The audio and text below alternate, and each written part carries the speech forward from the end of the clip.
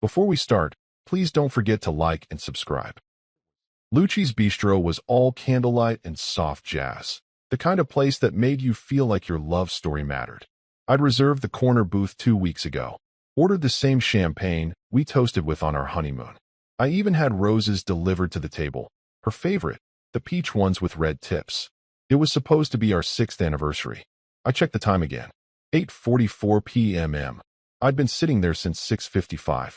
And then, finally, I saw her, Madison, my wife, striding in with that same careless sway she used when she knew she'd already won the argument. "Seriously?" she said, sliding her bag onto the bench without even looking at me. "Why are you glaring? It's not like I planned for traffic." "I called you," I said. "4 times. Work ran late. It happens. No text. No heads up. You just let me sit here like a fool?" She grabbed the champagne glass without blinking. "You're being dramatic." I leaned in, voice low. "You missed our anniversary dinner." She finally looked up, and I swear, there wasn't a trace of apology in her eyes. "Daniel, I don't need a reminder of something I wish I'd never signed up for." My stomach twisted. "What did you just say?" She exhaled slowly, like even answering me was beneath her.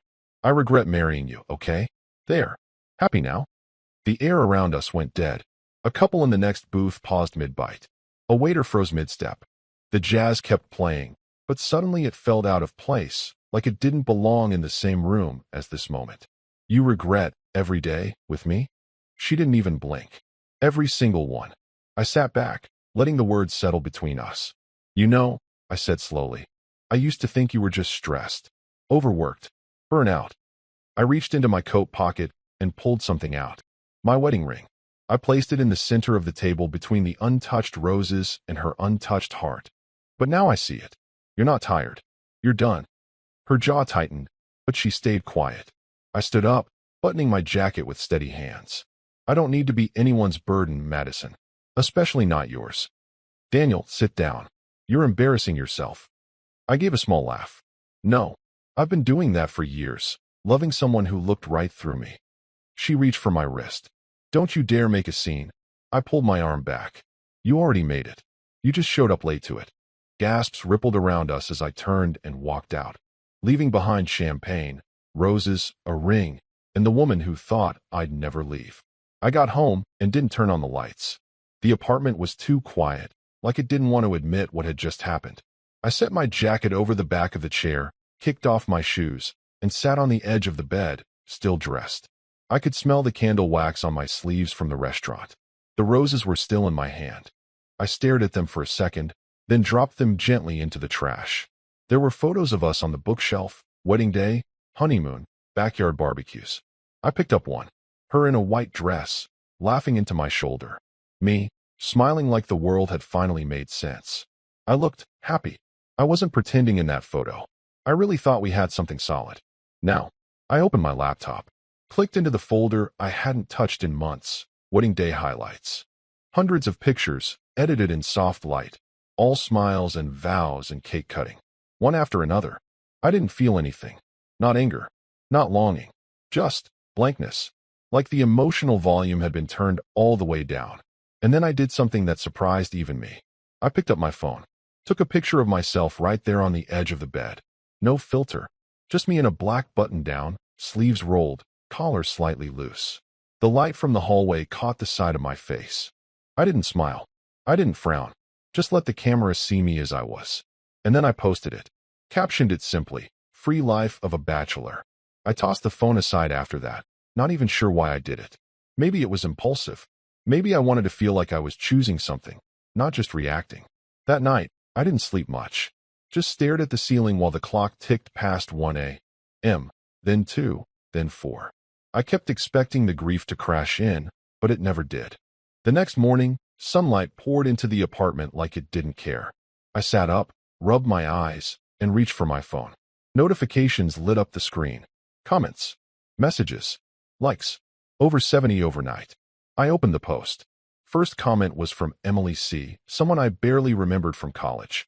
"Dang, looking sharp, Daniel. Welcome back to the fun side, winking face." Then Lexi, one of my coworkers. "Took you long enough? Let's get drinks soon." Another message from Brianna. A girl I worked with at a job 3 years ago. You look good.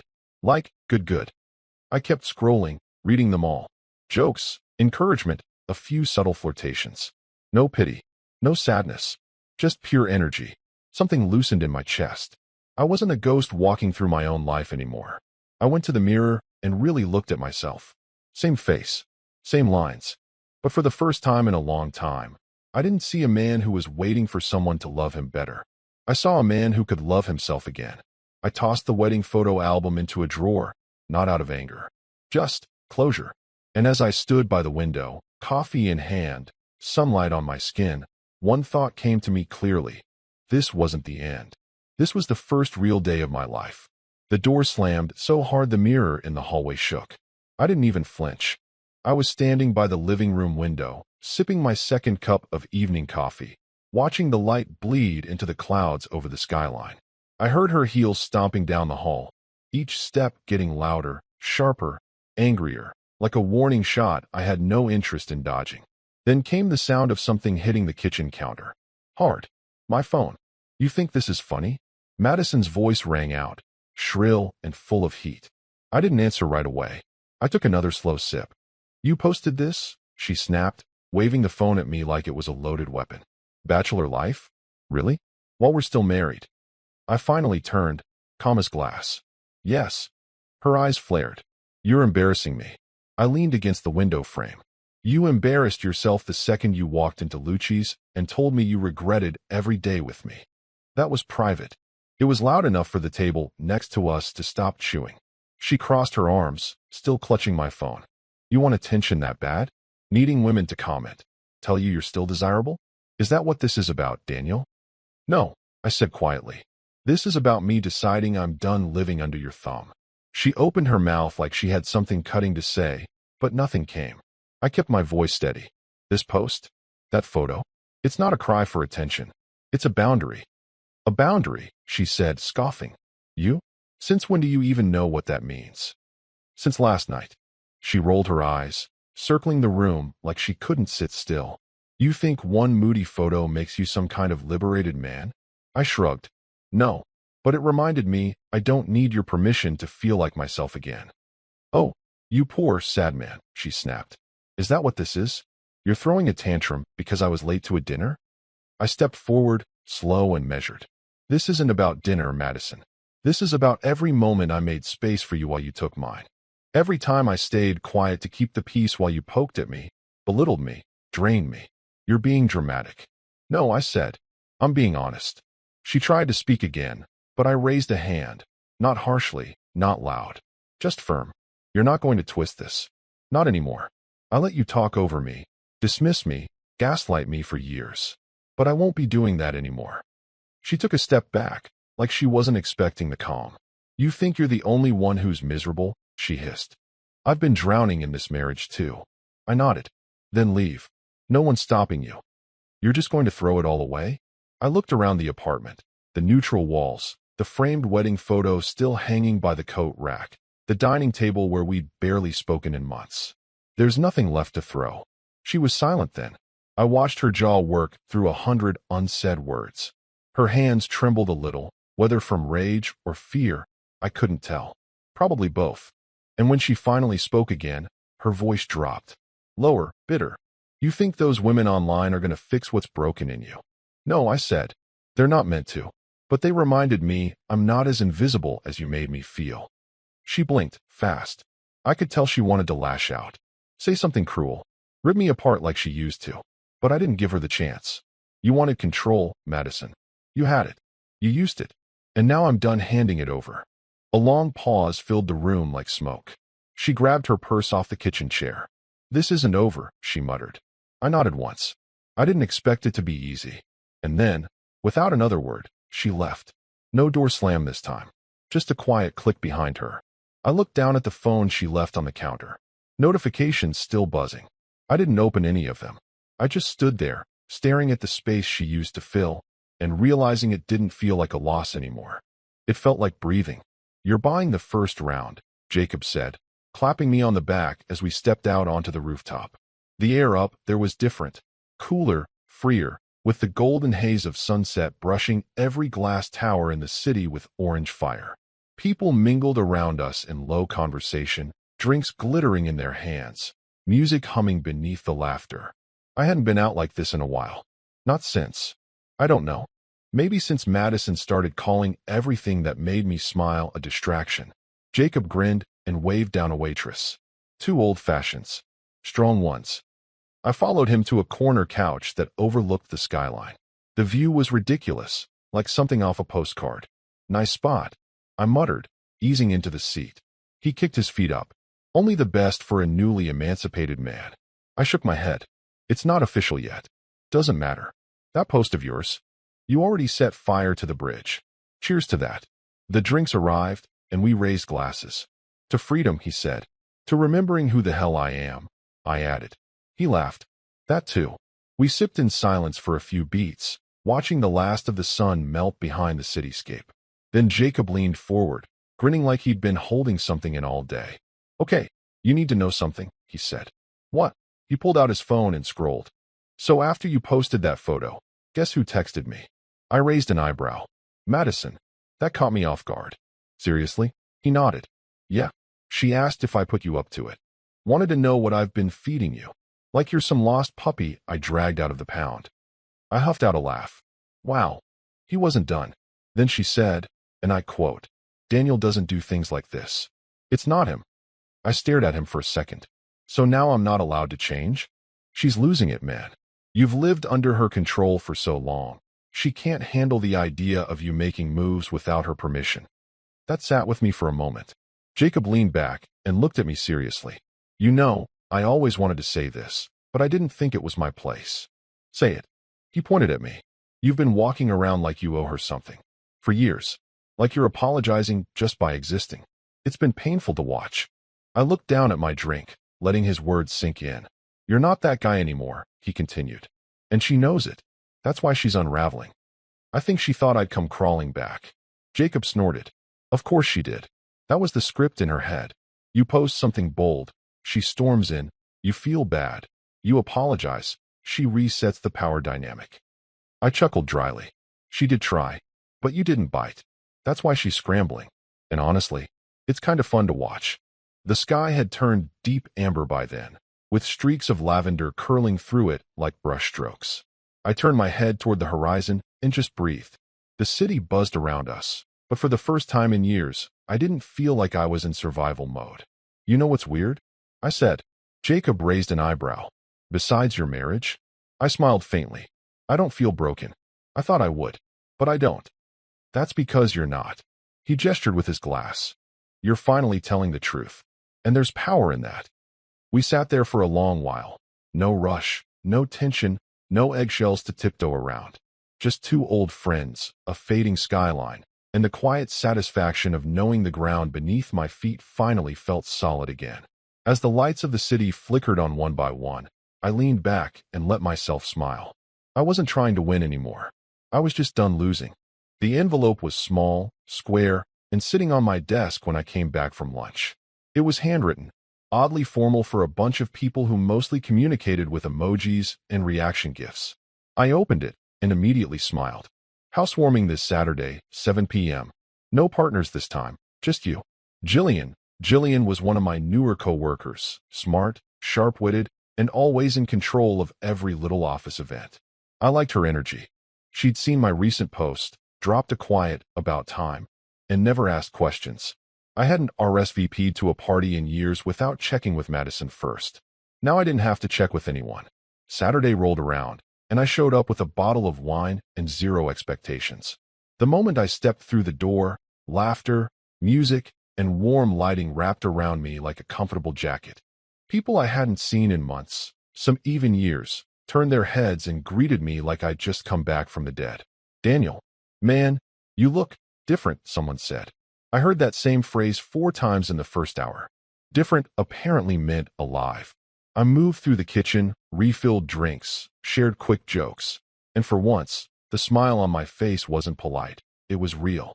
There was no tension in my shoulders. No invisible leash pulling me back to a phone vibrating with someone else's approval. I wasn't keeping tabs on anyone but myself. And then I heard my name again, softer this time. Daniel. I turned. There she was, Maya Rivers. I hadn't seen her since our senior year of college. Back then, she was all sunflower earrings and protest signs, the kind of girl who read poetry out loud at open mics without blinking. Now, same warmth in her smile, same calm in her voice. Maya, I breathed. Wow. It's been too long, she said, hugging me like we'd just bumped into each other yesterday. I almost didn't come tonight, but Jillian said you might be here. I figured that was the universe giving me a nudge. We ended up taking our drinks to the balcony, where string lights swayed gently overhead and soft music spilled out through the open windows. We talked. Not surface-level chatter, either. Real conversation. About the weird ways life bends, the jobs that drained us, the people who tried to control us, the ones we let. She laughed when I told her about the photo I posted. That's bold, she said, grinning. But I get it. Sometimes it takes something loud to break a silence that's been choking you. Her words hit deeper than she probably meant them to. I nodded. You ever been in something like that? Where silence wasn't peace, it was just pressure. She looked out at the skyline for a moment, then back at me. Yeah, I stayed with someone who didn't raise their voice. But they lowered mine. And it took me years to realize that's still abuse. That sat heavy between us, but not uncomfortable. Just honest. She smiled gently. You look lighter now. Like someone who finally gave himself permission to exhale. I looked at her and realized I had exhaled. Not just tonight. Slowly, piece by piece, over the last week, I'd been letting go of everything I didn't realize I'd been holding. By the time we went back inside, the music had picked up, the lights felt brighter, and the air around me buzzed with something I hadn't felt in years. Not hope. Something better. Clarity. We were mid-laugh about some terrible college band we'd both pretended to love when I heard the front door slam. Not close, hard. Like it had something to prove. The party didn't stop right away, but something shifted. The music still played, glasses still clinked, but a chill seemed to slide in under the laughter. Maya's smile faded as her eyes flicked over my shoulder. Daniel, she whispered. I turned around, and there she was. Madison, in a blazer too formal for a Saturday night. Hair pulled into a tight bun like she came to deliver a courtroom verdict. Her eyes scanned the crowd until they locked onto me, and I saw it. Pure rage dressed up as composure. It was the same look she wore the first time I forgot to pick up almond milk. Except now, there was an audience. Oh wow, she said loudly, striding through the room.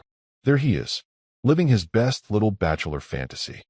Conversations died like a switch had been flipped. Madison, I began, but she didn't stop. She waved her phone in the air. You think I wouldn't see it?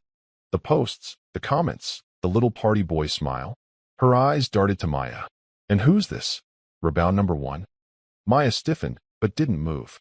I stayed exactly where I was. Madison, I said evenly. You're not supposed to be here. She laughed bitterly. Oh, sorry.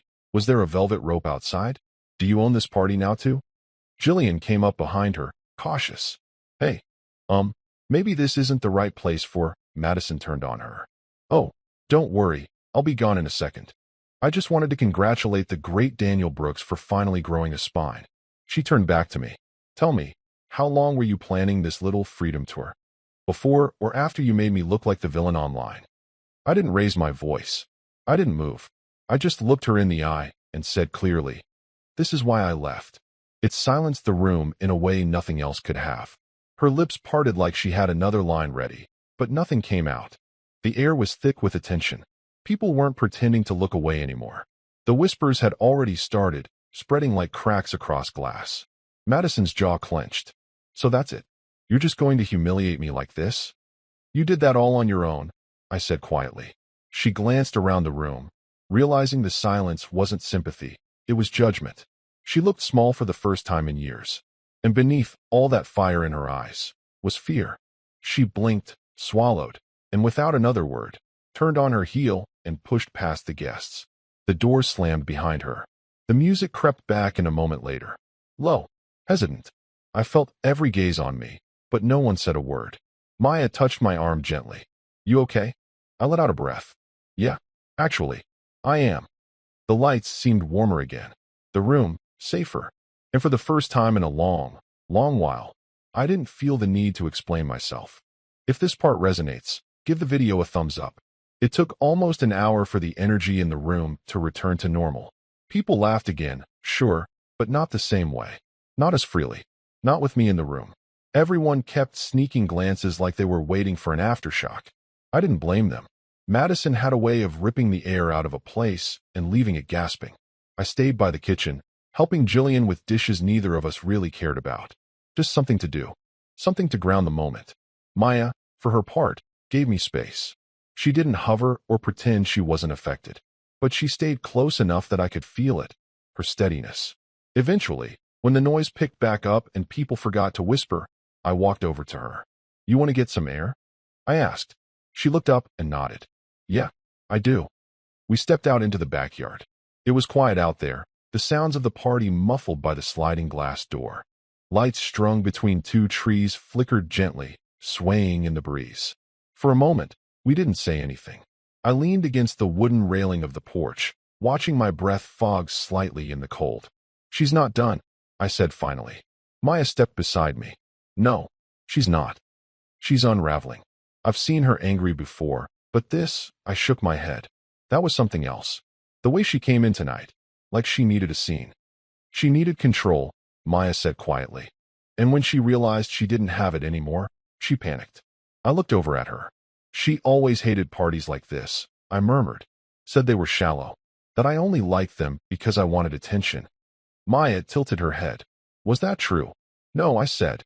"I liked them because they reminded me I was allowed to be more than just a husband. I liked remembering that people saw me." "That's not shallow," she said. "That's human." I watched her for a moment. The way the soft light played across her cheek, her hair catching in the wind. She wasn't just kind. She understood. There was a difference.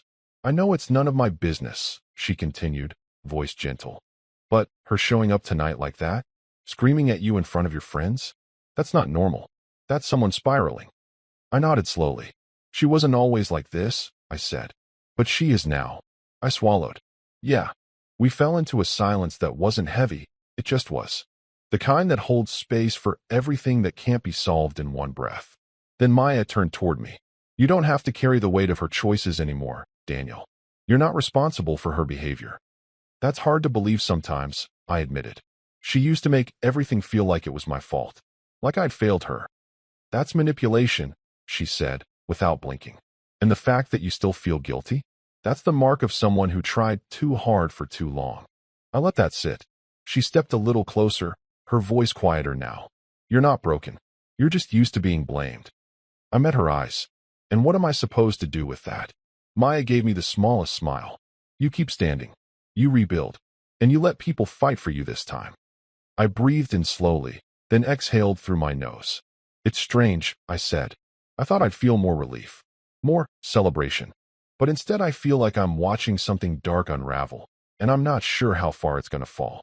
Maya didn't say anything right away. She just rested her hand lightly on my arm. "I don't think you're watching it fall," she said. "I think you're finally standing far enough away to see it." I looked down at her hand. Solid. Present. "I'm not trying to move too fast," I said quietly. "I don't even know what this is." "You don't have to know," she replied. "I'm not here to rush you." I nodded. The wind stirred again, and the trees above us rustled like they were exhaling too. "You're worth fighting for, Daniel," she added, softer now. "But only if you stop handing your life to people who use it as leverage." And for the first time in years, I didn't feel defensive when someone said that. I felt seen. It was close to midnight when I got home. The apartment was still, the kind of quiet that used to feel like loneliness, but tonight, it just felt like mine. I dropped my keys in the dish, kicked off my shoes, and sank into the couch. The soft glow from the living room lamp lit up the empty space around me. I pulled out my phone without thinking. The post I made earlier that week, still climbing in likes.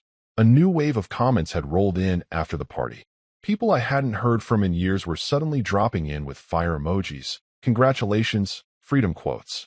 It was a lot. Most of it was harmless. Light. But then, between the usual, "You look good, man," and "proud of you," there was one comment that stopped my thumb cold. "It's good that you left your unfaithful wife." That was it. No emojis.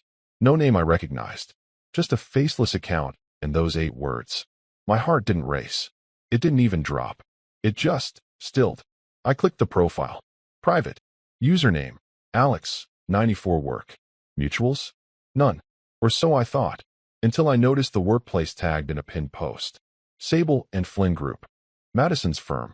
I stared at the comment again, rereading it 3 times. Then I typed out a message. What do you mean by that? I hovered for a second, then hit send. No response. Not that night. Not the next morning either. I didn't expect one. But then, around noon the next day, a message pinged through. Can we talk in person? Cafe Brody. For PM. Please don't mention this to anyone. 4 o'clock found me standing at the window of Cafe Brody, hands tucked into my jacket, eyes scanning the street. He walked in 5 minutes later. Late 20s, wiry, nervous. Short cropped hair and an anxious habit of checking over his shoulder every few seconds. Alex? I asked, stepping forward. He nodded once. Daniel. We sat near the back, away from the door. The hum of the espresso machine covered the silence between us. I shouldn't be doing this, he said, eyes flicking around again. Then why are you? He swallowed hard. Because. I think you deserve to know the truth. I didn't blink. I didn't press. I let the silence do the asking. He leaned in, voice low. I work with Madison. Been there about a year. I don't know her well, but people talk, especially in open offices. And there's a guy, Cameron. He's in commercial accounts. About 10 years older than her. Married. They've been close. My stomach didn't turn. My pulse didn't spike. I just listened. People started noticing after the Miami conference, he continued. They came back different. Touchy. Private meetings. Coffee runs together. That kind of thing. You're sure? I've heard stuff. From people who've seen things. Texts. A photo or two. I never said anything because, honestly, I didn't think it was my place. But when I saw your post, something just clicked. I stared into my cup. It was cold now. Untouched. Alex looked down, fidgeting with his sleeve. I can ask around, he said. Discreetly. If there's anything real, I'll find it. You deserve that much. I met his eyes. If you're sure, then, yeah, I want to know. He nodded, stood, and left with a quiet urgency, like he'd just detonated a bomb and didn't want to be near when the smoke cleared. I sat there a long time after he left, not because I was in shock, but because deep down, part of me had known. And now, I just wanted the truth, every inch of it. It took Alex 3 days. 3 days of silence. No updates, no texts. I tried not to check my phone every 10 minutes, but truth has a strange way of making your hands restless. Then, on the 3rd night, a message buzzed in. Got it. Check your inbox. Attached, 2 screenshots. One was a company Slack thread, late-night timestamp, casual but flirty. The other? A photo, taken at a rooftop bar, blurry but undeniable. Madison, her hand on a man's chest. Lips on his. I didn't zoom in. I didn't need to. I stared at it for maybe 5 seconds, then saved the image and deleted the message thread. No rage. No despair. Just something cold and final settling in my chest. I opened Instagram. Scrolled to the last photo I'd taken. Me on the rooftop with Jacob, the city lights behind me, a quiet smirk playing on my face. I posted it with 5 words. Finally divorced and free. No hashtags. No explanation. I left it there like a signature on the last page of a long, ugly chapter. The reactions started within minutes. Friends, coworkers, even strangers cheering me on, demeaning me like I'd just crossed some invisible finish line. But I wasn't celebrating. I was bracing. At exactly 7:43 p.m., the apartment door burst open like it had something to prove. Madison. Again. You really posted that? She snapped, waving her phone like it was proof of some crime. You're telling the whole world our business now. I stayed seated on the couch, arms folded. It's not our business anymore. You are unbelievable, she spat. Is this your new personality now? Public pity parties and passive-aggressive captions? I stood slowly, walked to the coffee table, and picked up my phone. Funny you'd call it passive-aggressive. She scoffed, pacing now. What are you even trying to prove, Daniel? That you're some kind of victim? That I'm the monster in your little freedom fantasy? No, I said, unlocking my phone. But if the shoe fits, she whirled on me. You don't get to do this. You don't get to rewrite the whole story just because you're bitter. I held up the screen. She went still. One glance at the photo, and her face drained of color. I didn't know anyone saw that, she whispered. I let the silence settle between us. Heavy. Cold. Madison took a shaky breath, stepping closer. It was one night. One stupid night at a conference, and I didn't mean for it to go anywhere. But it did. I felt disconnected, she said, voice trembling. You were pulling away, and I was lonely, and Cameron was just there. I tilted my head. So was I. She swallowed hard, tears welling up now. Daniel, please. It wasn't love. It was just a moment. No, I said firmly. It was a decision. She moved closer. I made a mistake. No, I cut in. You made a choice. Her mouth opened, then closed. She wasn't crying for what she lost. She was crying because she'd been caught. And for the first time, I didn't try to comfort her. I stepped back, out of reach. I'm not angry, I said. I'm done. She stared at me like she didn't recognize who I was. And in truth, maybe she didn't. Because the man who stood here now, he didn't flinch. He didn't fold. He let the truth hang between them, sharp and undeniable. Madison turned away, shoulders shaking. But I didn't chase her. I watched her walk out. And this time, the door didn't slam. It closed slowly, softly, like even it knew this was the end. The next morning was quiet. No banging on the door. No last-minute pleading texts. Just a knock, measured, polite. A courier. Inside the envelope, final divorce papers, her signature scrawled next to mine in a hand that looked nothing like it had the night she wrote her vows. I didn't hesitate. I signed. The pen didn't even stutter. It was strange how unceremonious it felt. Ending something that once felt like forever with a ballpoint pen and a click of the lid. But it was done. Later that day, the fallout began to ripple. It started with a message from Alex. Heads up. The photos circulating internally now. By the time I checked LinkedIn, Madison's profile had gone dark. Removed from Sable and Flynn's public site. Her name erased from the executive directory. Just like that. A few texts trickled in from people we used to know. Curious ones, careful ones. Hey man, is it true what people are saying about her and Cameron? I always thought something was off with her at that firm. I didn't answer any of them. I didn't need to. The truth was taking care of itself now. It wasn't just a breakup anymore. It was a spotlight. And for once, I wasn't the one squinting into the glare. Within 2 days, Madison was no longer employed. The company issued some vague internal memo about professional boundaries and policy violations. But the whispers filled in the gaps. People love a scandal, especially when the villain is someone who once acted untouchable. Her social media went quiet. Then it got worse. Someone sent me screenshots of a dating forum. Madison's name had been mentioned. Unfaithful. Manipulative. Corporate ladder climber. It wasn't rage I felt. It wasn't vindication either. It was closure. A cold, quiet kind. The kind where you finally realize you don't have to defend yourself anymore. The facts are doing it for you. Jacob called that night. Dude, I saw the company leak. She's radioactive now. I didn't say much. He laughed. You don't need to. It's poetic. And it was. Not because she got what she deserved, but because I got what I needed. Distance. Truth. Peace. I walked to the balcony and looked out over the city. Same buildings, same lights, but everything looked different now. The weight was gone. And in its place, room to breathe. The new place had floor-to-ceiling windows and creaky hardwood floors that sang under my socks. It wasn't big, wasn't flashy, but it was mine. No scent of lavender candles I didn't choose. No framed inspirational quotes on the wall. Just quiet jazz from a speaker in the corner, a worn-in couch, and a few unpacked boxes that could wait a little longer. I set a coffee mug on the windowsill and looked out at the late morning traffic below. People moving, lives buzzing, the city breathing on without a pause. And me? I was still standing. Social media hadn't stopped since the divorce post. But now the comments were different.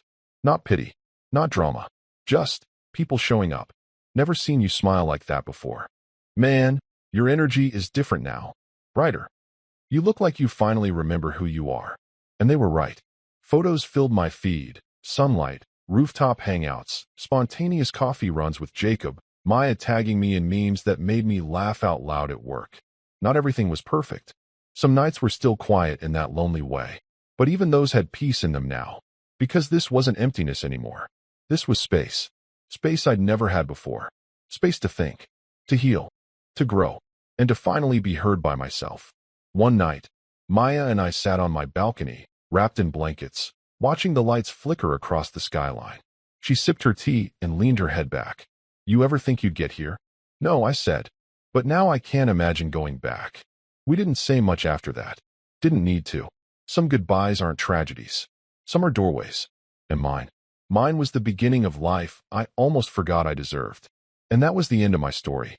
But before you go, can I ask you something? When Alex risked his job to tell me the truth about Madison, do you think he did the right thing? Or would you have stayed quiet in his place? Drop your thoughts in the comments. I really want to know. And if this story made you feel anything, hit that like button and subscribe for more.